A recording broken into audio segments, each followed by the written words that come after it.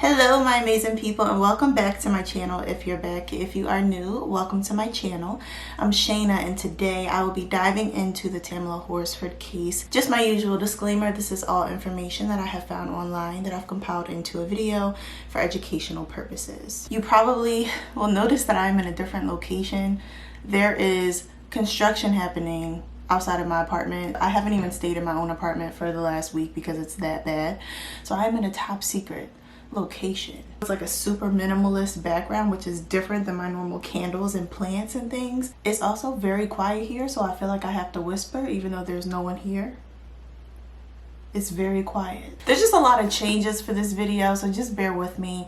This case is one that I really wanted to dive into. There's a lot of information to unpack with you today. It's one of those cases that everybody knows about, but nobody really knows all the details, so I did my absolute best to get as many as I could and kind of organize it in a way that is easy to follow. So hopefully you find something out new in this video that you didn't know before. If there's anything that I missed or that you feel like I maybe could have gotten into more detail about, or just information that you have that you'd like to share, I welcome all dialogue in the comment section down below.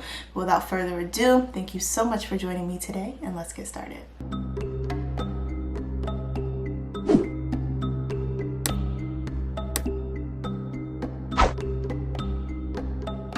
Tamla Horsford was born on October 10th, 1978 in St. Vincent in the Grenadines, and was a beautiful woman who was known by everyone to just have a beautiful soul. She was that person who always kept calm and organized in the middle of chaos, and she also was just really always happy, which is not common. She was like that calm and soothing spirit that everybody liked to be around. When she was 11 years old, she moved to the Bronx with her family, and she spent her teen and adult years in the United States.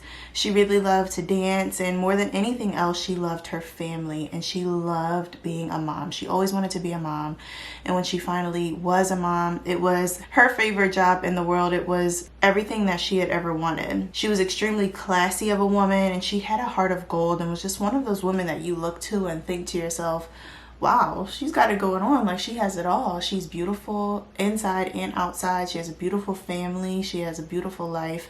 She was one of those women that you look up to and just think that they got it all. Tamla met and married a man named Lee Horsford, who Lee actually had a daughter from a prior relationship, and Tamla and Lee had 5 children together. They were all boys. She was a boy mom, and she loved, like I said, she loved being a mom, and she kept her children involved in extracurricular activities. They were always doing after school sports and activities, and she loved supporting them. She was always their #1 fan, always that mom in the stands, and her favorite sport to support her boys with was football. She loved being a football mom. Tamla was really loving to her family and really organized. She doted on her boys. She loved her husband, and she just kept the home together. She was that glue for the family. She prepared dinner for the family every single night. After dinner, she would get the next day's meals ready and make sure the boys had snacks packed for school, and just she kept everything in order in a house full of 5 young boys running around, just craziness. She was that person who kept everything afloat, and she was always with her family. They were really tight and spent all of their time together. And when Tamla couldn't spend her time with her boys, she stayed in consistent communication, always had her phone glued to her hand, and it was just really beautiful, the type of family dynamic that they had. Tamla and Lee had been living in Florida, and the two of them decided to move to an area called Cumming, Georgia. And Tamla was excited for the move. The actual purpose behind the move was so that Lee could grow his business. It seemed like it would be a good opportunity for his business to take off and grow and have more income coming that way. And Tamla also was down with the idea, one, because she was down for anything. She was a very adventurous and free-spirited woman, but also she was excited because it seemed like the school system in that area of Georgia was better, very involved kind of school district. And since her boys love football, It was also a really big football town, so she was excited about that as well. It just seemed like a really good move all around for Lee, for Tamla, and for all of their children. When the family moved to Georgia, most of the friends that Tamla met were actually other football moms. And one of the football moms that she became really close to was a woman named Michelle, who was also her neighbor. They hit it off, and at the time of this case, they had been good friends for about 5 years. And this night on November 3rd in 2018, Tamla was wrapping up after dinner. She was preparing actually a casserole for the next morning for her boys because she knew she wouldn't be home to prepare them breakfast because she was going to an adult slumber party for one of the other football moms named Jeanne Meyers. And Michelle had come over, they were chatting, and Tamla was like, hey, do you want to come to this slumber party? I don't really know many people there. And Michelle declined because she also didn't really know many of the people there. Jeanne wasn't a close friend of hers. And Tamla was like, okay, no problem, I'll just go by myself. And they kept chatting before Tamla wrapped up the casserole and decided to head on out right after 8 o'clock. Tamla made her way over to Jeanne Meyers' house with a bottle of tequila to celebrate her birthday with. And Jeanne actually didn't really drink that much, so when Tamla gave her the bottle, she was like, look, I'm not really into tequila, you can actually have it. So Tamla was like, okay, cool, no problem. And when she got to the party, Tamla actually didn't really know many of the women there. She really only knew Jeanne and one of the other moms, and there were quite a few of them. So she kind of was a stranger when she got there, but she had this personality that enabled her to connect with literally anyone. She never was a stranger, even if she was to begin with, if that makes sense. Like, she was always so warm and smiled and talked with everyone and greeted everyone as if they had been friends for a long time. So when you see pictures and videos from the actual night, you can see that Tamla's having a great time. She looks like she's really having fun, even though she didn't really know many of the women there prior to the party. But the whole purpose of the party, Jeanne was throwing this for, like I said, her birthday, and they wanted to keep it safe. So they wanted to keep everybody within the house, and the plan was for most of the people to actually stay the night after the party. That way nobody had to drive home. But they were just going to watch a football game. They were going to eat, drink, and play a few card games. It was going to be a really chill girls' night. This girls' night was intended to be only for the women, but Jeanne did have a boyfriend named Jose Barrera who was in the house, and a couple of the other husbands also ended up hanging out. So there were a total of 3 men and 8 women in the house.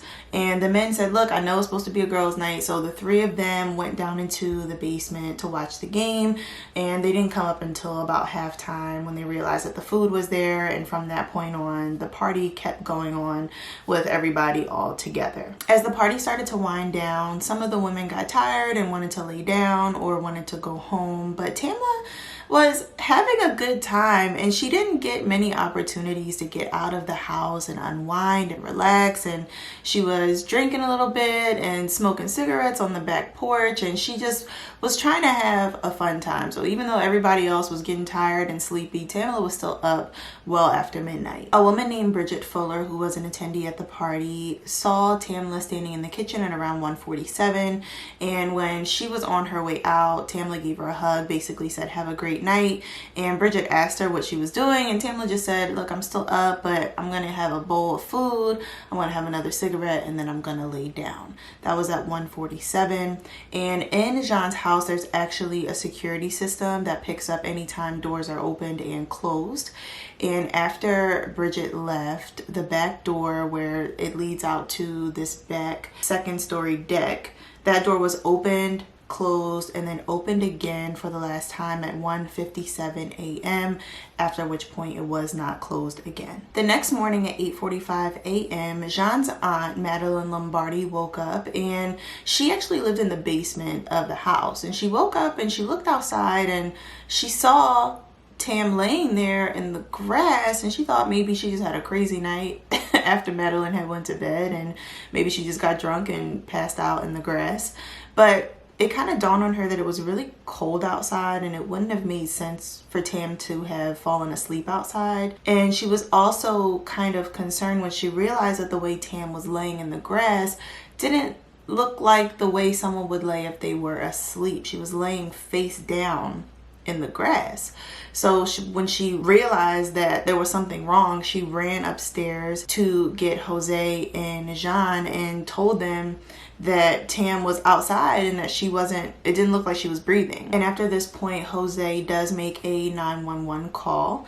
And I will put a little blurb in here just to say that this case is very cut and dry as far as the investigation being closed quickly and deemed an accidental passing. I think we all are aware of that. So the format of the video that I think would be most beneficial and easiest to unpack is for me to, instead of give you a series of events of the actual investigation, just go through a few things, quite a few things that are concerning, that have discrepancies, that don't seem to make much sense, that don't sit right in the hearts of pretty much anyone who knows about this case, as well as a few things that I came across personally that concerned me. So I'm going to go through each of those concerns, offer a little bit of feedback on each of those, and I would greatly appreciate any of your opinions and your feedback and what you know about this case, again, in the comment section down below. Just wanted to say that this format is going to be a little bit different than my usual videos, not a chronological timeline of a story, but more so a list of bullet points of concerns that I have. So I'm going to stop rambling and get right into it.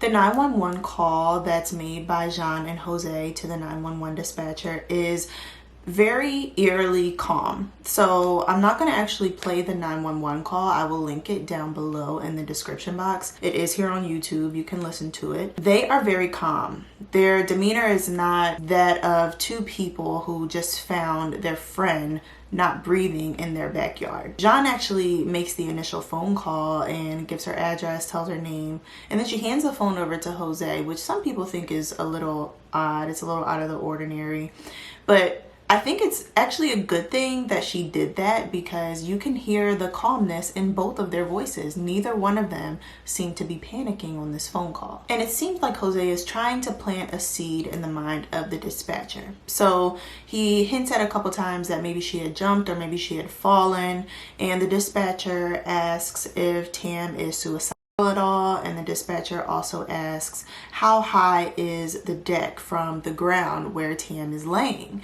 And Jose, when he responds, he tells the dispatcher an estimated height from the top of the railing where the deck is all the way down to the ground, as opposed to where the bottom of the deck is to the ground, where if you are in a panic, you're just trying to estimate something, you're not going to specify. He says from the top of the railing to the ground, it's about so many feet. And when I listen to it, I'm like, why would he specify that? Again, the way that he is talking, he's speaking very calmly, very slowly. Like this isn't the first time that he saw Tam. And I understand that he works in law enforcement in some capacity, but even police officers can get a little shook up when they're in a situation like this. But the fact that Jeanne was also so calm, they weren't acting like people who had just seen her for the first time. And as the 911 call is happening, there is not one person on the scene giving medical attention, attempting CPR, rolling Tam over onto her back to see if maybe she can breathe or maybe if she's choked on something. There is absolutely no attempt to help her whatsoever, and that's just infuriating. That's not even like confusing. That just makes you mad, because all these people on the scene, nobody thought it was a good idea to try. Like there was no human instinct involved in this entire situation, which has to make you take a step back and say, okay, were these people actually surprised to see her there, or was there something else that maybe somebody knew? Obviously everyone is innocent until proven guilty, but you have to admit that some of these things just don't line up. Police arrived shortly after 9 a.m. and deemed that Tam had passed away already at this point, but there was no ambulance called, there were no medical personnel, there were no EMTs, there was no attempt to have any sort of life-saving protocol happen, put in place. It seemed like there was no frantic action taken at all. Why wouldn't the dispatcher send out an ambulance? A lot of times the ambulance gets there before the police. They didn't know for sure that Tam was gone at this point. On the 911 call, Jose and Jeanne say that she looks stiff, she looks like she's not breathing, but until medical staff can confirm that, why wouldn't they send out an ambulance just in case. There was absolutely no medical personnel that were dispatched to come and see if they could do anything to help Tam. When the police arrived on the scene, it seems like they came with the preconceived notion that this was all an accident, it had all just happened and it was a sad set of circumstances, but that there was no foul play, because they didn't make any attempt to maintain the integrity of the scene. And by not maintaining the integrity of the scene, there were very key and critical aspects that were missed. On the back deck, there was an unlit cigarette and a lighter that were laying there, and we don't know if it actually belonged to Tam. It's believed that it belonged to Tam, but we don't know because police failed to take this cigarette and lighter and fingerprint them for DNA. So we don't know if anybody was out there on the deck with Tam, because no forensic evidence was taken from anything. There were no fingerprints taken from anywhere. It's like it wasn't treated like a crime scene at all. Tam was said to be the only person drinking from the tequila bottle that night, and apparently the bottle was nearly empty when police got there. Like, they saw the bottle of tequila, however it was never specified if it was a fifth, if it was a larger bottle of tequila, if it was a little thing of tequila. We don't actually know how big the bottle was, but it is said that the tequila was mostly drank and that Tam was the only one drinking from it. But at the same time, everyone at the party said that Tam was coherent. She wasn't sloppily drunk. She wasn't tripping and falling over herself. She was totally fine. At most, she was buzzed. So why wasn't the step of taking the tequila and doing some sort of testing on it to see if it was laced with any other substance done? That could have maybe shed some light into something. We don't know at the end of the day because the testing wasn't done, but it seems like that would be a critical step. If everyone said that Tam was the only person drinking the tequila, testing it to see if there were any other traces of other substances would have made sense. Tam's BAC was nearly 3 times the legal limit in Georgia, and she also had THC and Xanax in her system. And we don't know how the Xanax got there. We don't know if it was put in her drink because the tequila was not tested. We don't know if she took the Xanax.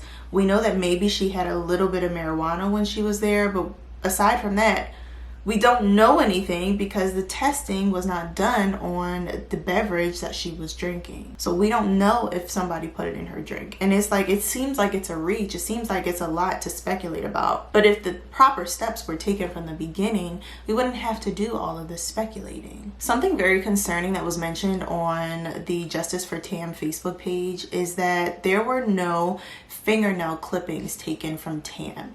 So a lot of times in crimes, fingernails are very important in discovering the identity of an attacker. And that is because if she was attacked by somebody, she most likely would have gotten their DNA under her fingernails. Her nails were not clipped to test for any DNA.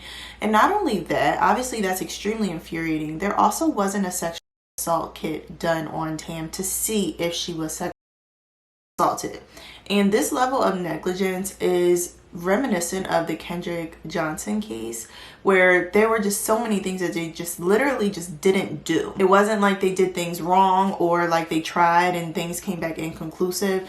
There were just steps that they failed to take over and over and over again. And it's like, for the level of negligence to be happening this severely, it makes you wonder what is going on. So police believe that there's no foul play, but we don't know that. There could have been something more sinister that happened if the proper steps were taken and the proper tests were done. But moving on, police do begin to speculate about what happened to Tam. Did she fall? Did someone push her? What exactly caused her to pass? And first they were thinking maybe she tripped over some sort of landscaping that was outside on the basement level. And that theory kind of went out the window when the autopsy came back and the severity of her injuries were released. And then the theory that she fell from on top of the deck became the lead theory. And police had already believed from the very beginning that this was all a terrible accident. So when the autopsy results came back to be injuries that could have happened from a second story fall, the police just at that point pretty much deemed that it was an accident, and there wasn't much more investigating done after that point. So with police going with the theory that Tam fell off the second floor balcony, we have to consider her height relative to the height of the railing that she would have had to fall off of to land where she was found. Tam was 5 foot 5 inches tall. She was a petite woman. And the railing on the balcony was 3.5 feet tall, right? That is more than half of her height. It probably would have come up to like right around her chest area. And for her to push herself over the balcony would have taken a lot of effort. It's not a situation where she could have accidentally fallen over the balcony, because if she fell into the railing, she would have just fallen down on the balcony due to how short she was in comparison to the railing.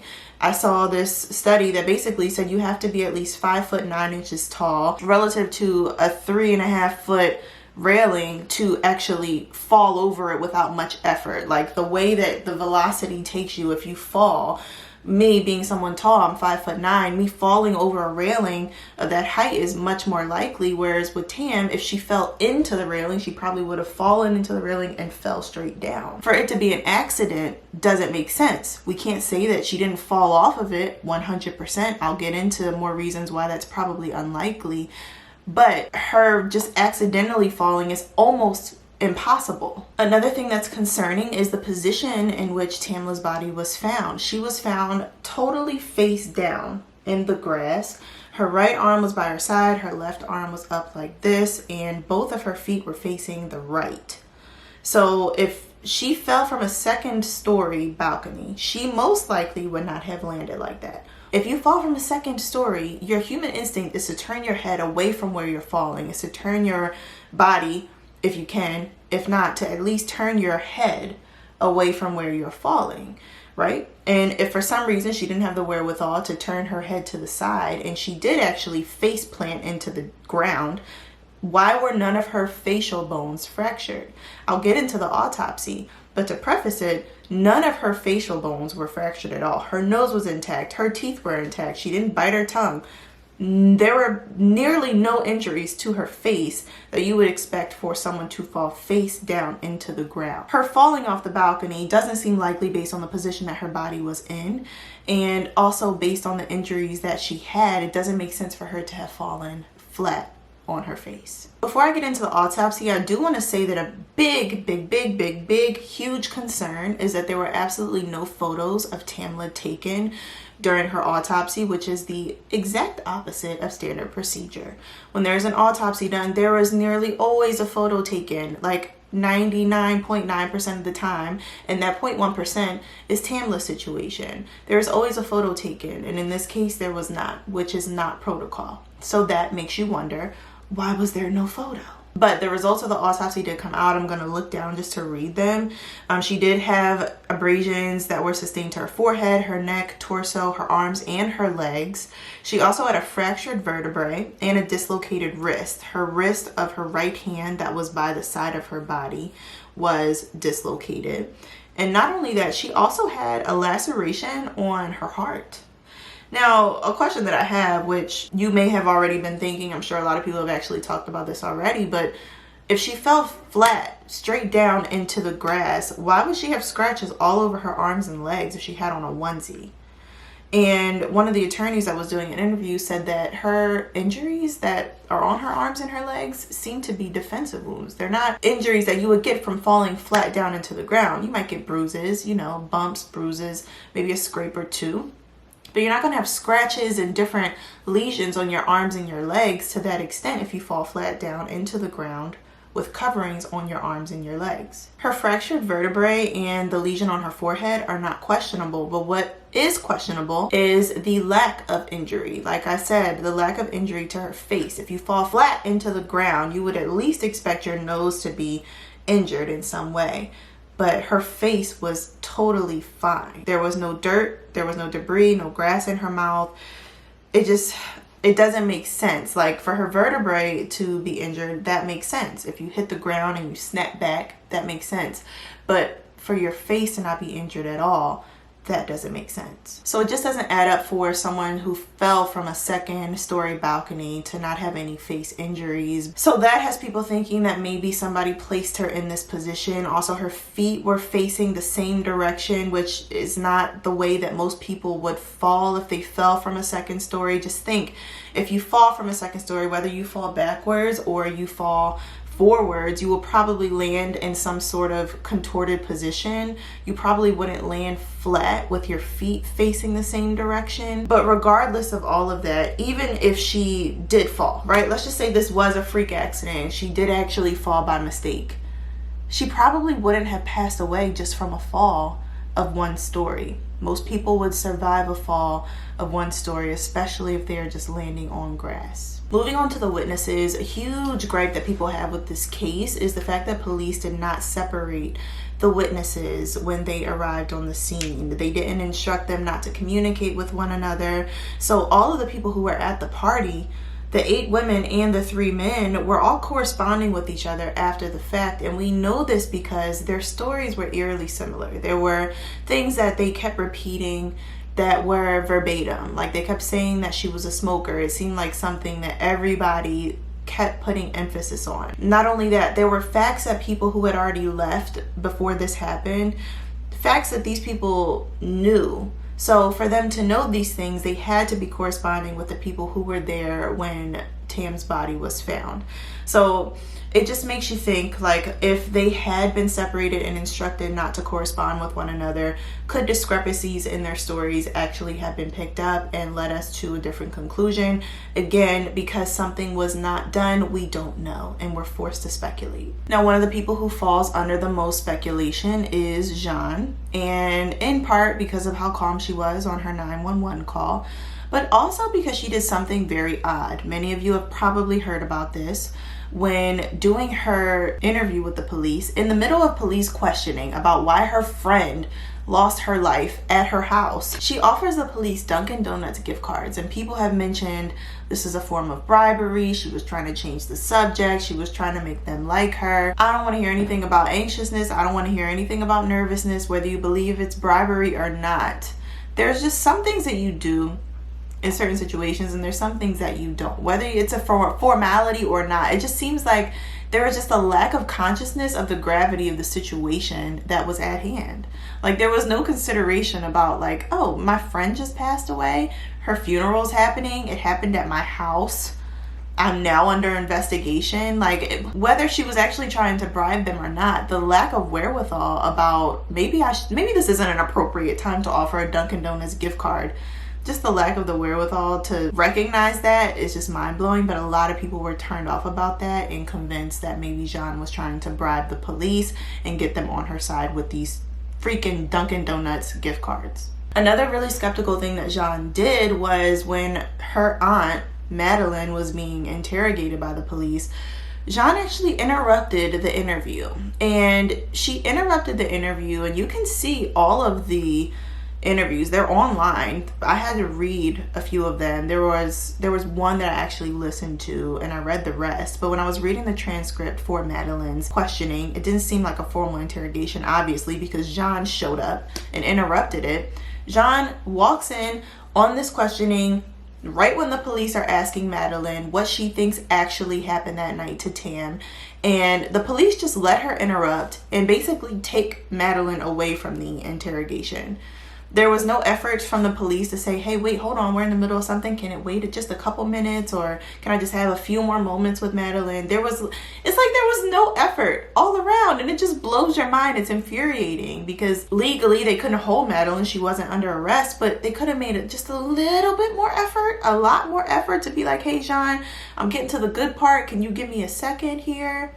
But Jeanne just did a couple very odd things, and after the situation actually happened with Tam, she sold her house to a police officer, a deputy. So people were just kind of side-eyeing her the whole time, and I don't want to totally talk bad about her because, like I said, she is innocent until proven guilty, but you have to admit that there are some things that are very odd in her behavior. During the 911 call, police were told by Jose that there were cameras on the premises and that Jose and Jeanne would be happy to give the camera footage over to the police. And it seems like since police were convinced that this was an accident from the get-go, like the attention about the cameras not working miraculously the night that Tam passed away was just completely snatched. It seemed like there was absolutely no emphasis put on that. But yes, there were cameras on the premises at Jeanne's house, and the batteries and all of the cameras just miraculously died that night, allegedly. And I've seen on some forums, a lot of people believe that they didn't actually die, that somebody took the batteries out of the cameras on purpose. I can't confirm that, but I have seen that online. It's just one of those situations, like we've heard these situations before where the cameras just so happen to stop working when a terrible tragedy happens. So everybody is side-eyeing Jeanne and Jose in that situation as well. But another thing is the fact that Jeanne has an alarm system. So she has an alarm system that can, like I said, pick up when all the doors are open, when they're closed, and just general activity. And when Tam passed away, the deck door was left ajar. It opened, it closed, and it opened again, after which point it's believed that Tam remained outside. These notifications for the status of all the doors in the house go directly to Jeanne's phone. I don't know if she gets live alerts, live updates, if it's an app that she has to check, but I would imagine that if it is a security system, she does get live updates. And it just makes me think, like, did she get an update that the door was left ajar? Most alarm systems will probably notify you after a certain amount of time if one of your main doors was left open. That kind of had me, that was one of the things that I was thinking about when I was doing the research for this, was like, wait, if she had an alarm system that notified her on her phone when her doors were open, did it not notify her that one was left ajar? I don't know 100% certain, but I do know that it is odd. But aside from all the cameras, all the alarms, aside from all of that, can we just take a second to talk about the fact that nobody heard anything? And I gotta get closer for that because I want you to really understand the emphasis. Like, nobody heard anything. Nobody heard somebody fall to the ground from the second story. Nobody heard any screams. Nobody heard a thud. I mean, just aside from all the alarms and the cameras, I know it was late at night, but there's no way every single person was asleep and no one heard anything. I want to take a moment to actually just talk about Tam's standard behavior and mention what her family believes to be circumstances that were out of the ordinary for Tam's normal day-to-day behavior, the way that she moved, right? And there were a couple different things that the family mentioned that were very uncharacteristic in the set of circumstances for Tam to have been in. The first thing is that Lee, her husband, made a very clear statement saying that Tamla was very classy. She never let herself drink to the point that she was sloppy, that she couldn't control herself, that she was stumbling around and losing control of herself. And that's probably one of the main things that Lee, he doesn't believe that Tamla let herself get to that point. And another family member, I'm not sure if it was her sister or her cousin, but another family member also made a statement saying that Tamla was very careful. She wasn't a crazy drinker, and she especially wouldn't have let herself get to that point in a house full of women that she didn't know. And that was a great point, that when she said that, I was like, yeah, that makes sense. Like, even if you kind of have a night that you might drink a little more than normal, you probably, if you're already careful, you probably would be even more careful around people that you don't know. Do we question the toxicology report? Do we question? I don't know. But her family truly believes that she wouldn't have consumed this much alcohol to the point of being incoherent.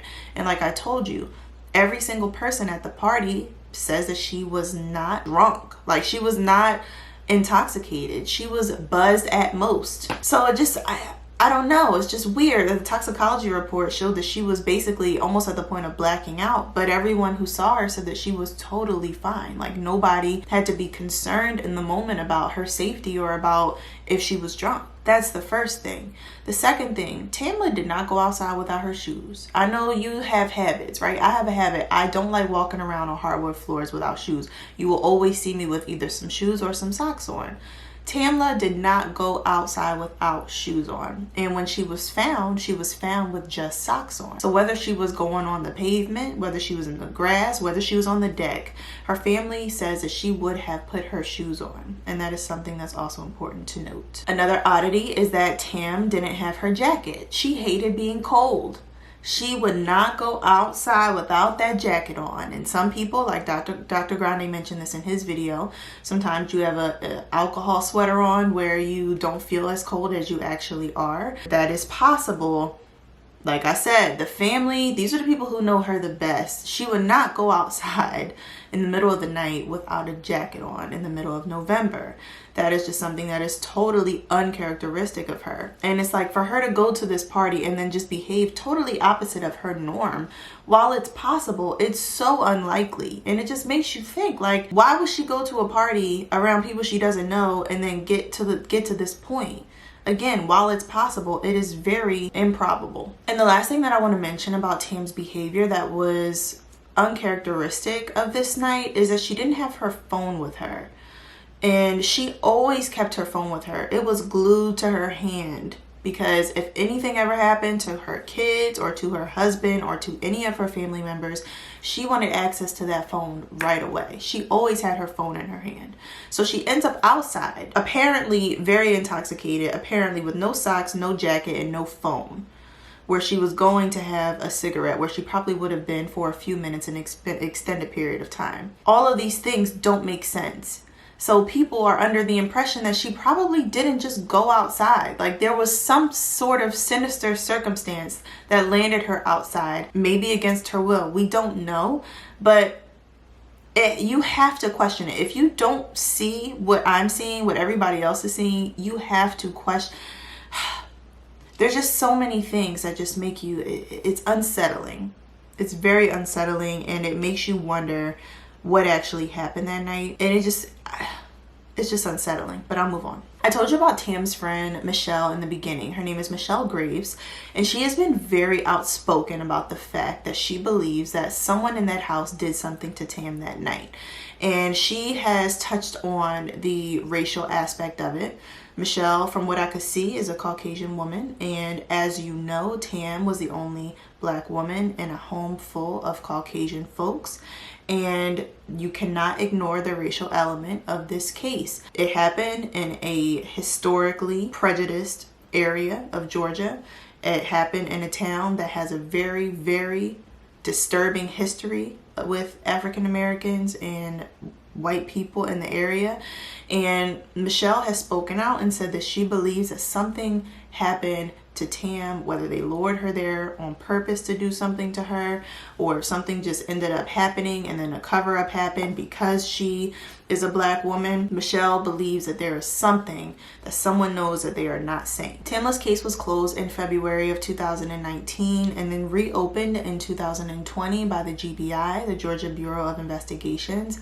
However, they did come to the same exact conclusion as the sheriff's office and ruled her passing an accident. Something that the family is really pushing for, really hoping for, is that the FBI will pick up the case and open their own investigation. They don't want Georgia's police enforcement involved anymore with the case. They want the FBI to do a very thorough and real and sincere investigation into what happened to Tamla. And there is a change.org petition. I will link it down below. The goal for this petition is 1 million signatures, and they are already at 700,000, y'all. So let's please go sign this petition if you haven't already. This petition is an effort to get the FBI to investigate the case. There is a long history of corruption and unethical behavior in this Forsyth County Police Department, and I understand why the family wants to have a fresh set of eyes on the case and have some people involved that will try to do a little bit more. At the very least, whether they did unethical actions in this case or not, we can definitely say with 100% certainty that it was not handled with as much diligence and care as it could have been.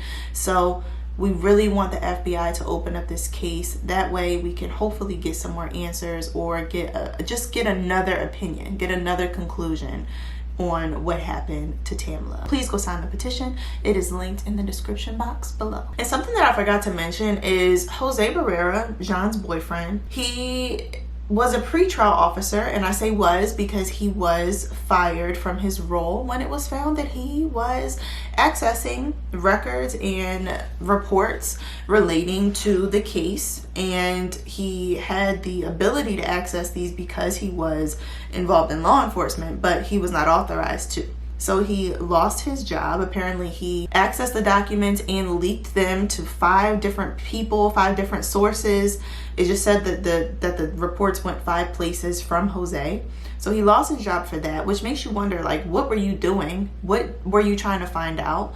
Do you have a guilty conscience? What were you looking for exactly? But not only that, Jose also was friends with the lead investigator on the case at the time, and from the moment that people heard the 911 call and heard Jeanne give that phone to Jose and kind of hear his calculated answer on the phone with the dispatcher, all the way down to him being friends with the lead investigator and then losing his job at the end for being involved in business he had no business being involved in, Jose is one of those people that has a very large magnifying glass on him and Jeanne. Obviously everybody in the house at the time has been kind of ridiculed. I think we can all agree that there's quite a bit that does not make sense in this case. So Jose lost his job for going and getting his hands in records that he had no business being in, and we don't know what he was trying to find out. But if he was actually innocent, he would probably be trying to help the investigation, not hinder it, by taking attention away from Tam and putting the attention on himself for accessing records that he knew he would be caught accessing.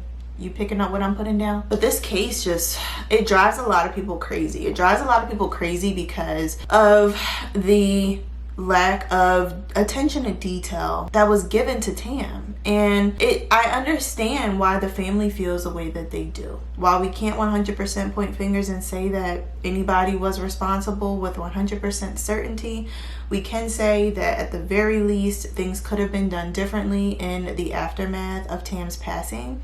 Do I believe it was an accident? I don't know. Most likely not, though. There's too many things that were missed for it to be coincidental. Like, you know how if you miss one thing, okay, maybe it's a coincidence. Like, maybe we just forgot to get the tequila bottle tested, but we got the fingerprints, we did the kit on Tamla's body, we got the fingernails. You know what I mean? Like, if we just miss one thing. But when you miss everything, and then there's so many circumstances, the interrogations being interrupted, the behavior of the people involved, you have to just sit back and think, like, okay, does this make sense to you? It doesn't make 100% sense to me. So I'm not here to accuse anyone, but I am here to say that I do hope the FBI reopens this case, because I do think that there are still some stones that need to be turned. There are some things that need to be uncovered that still have not been uncovered. And I hope that Tam is resting in peace and that her family is getting some sort of peace. I cannot imagine in this madness what they are experiencing. And I know it happened a few years ago, but that pain doesn't go away, especially if you feel that there's wrongdoing or there just aren't appropriate answers yet. That will make you lose sleep for a very long time. So I do send my sincerest condolences to them, and I hope that an outcome is found for Tam, and I hope that justice is served sooner than later. But again, please do tell me what you think about this case. I do really value all of your opinions. It always is nice to have a dialogue with you guys and to hear what you think, whether you agree with me or you don't. I don't delete comments unless you say something offensive. For the most part, I leave all the comments up, so I welcome all dialogue. I welcome all criticism. As long as you are respectful, please leave your thoughts in the comment section down below. We can talk about it, we can chat about it, and I don't even want to say anything else. I think this case speaks for itself, and I just want to leave it there. So without further ado, you know what I'm going to say. If you made it this far, you are loyal. You really are, and I appreciate you. Thank you so much for joining me today. I hope you have a wonderful morning or afternoon or evening, depending on what time it is when you watch this video, and I look forward to seeing you in the next one. Peace.